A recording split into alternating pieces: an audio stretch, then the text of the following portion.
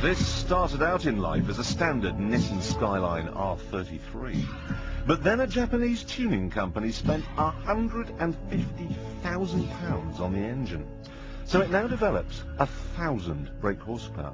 That's 200 more than a Formula One car.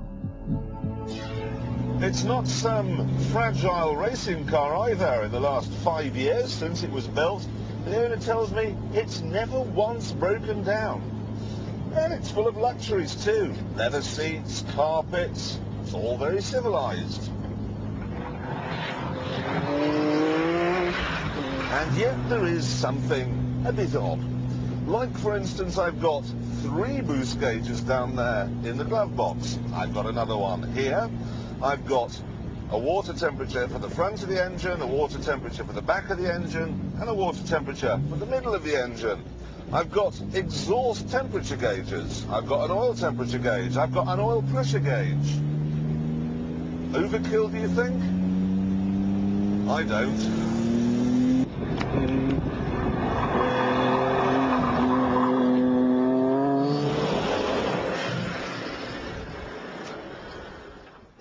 You see, that is the engine.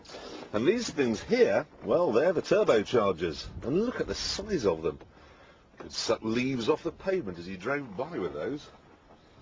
Amazing. Ooh, and look. I'm on a drag strip.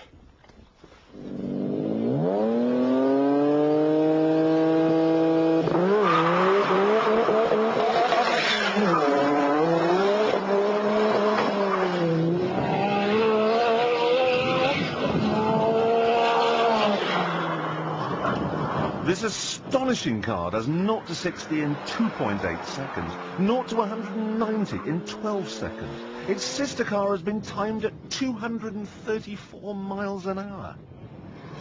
I thought that RS200 was fast, but this is absolutely astonishing.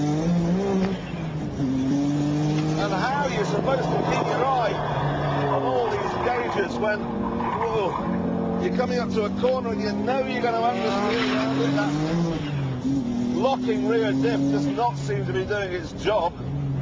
Oh. And you know you've got 1,000 horsepower going to burst out if you get it wrong. Oh, you need to be awake. It's like driving an explosion. It really is just Semtex with a steering wheel.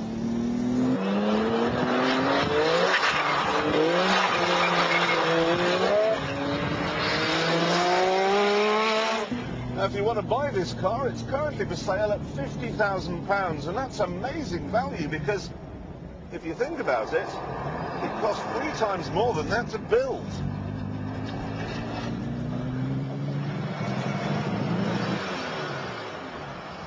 So, there we are. The most powerful car on the roads in Britain today. And I can think of no better place to finish. Goodbye.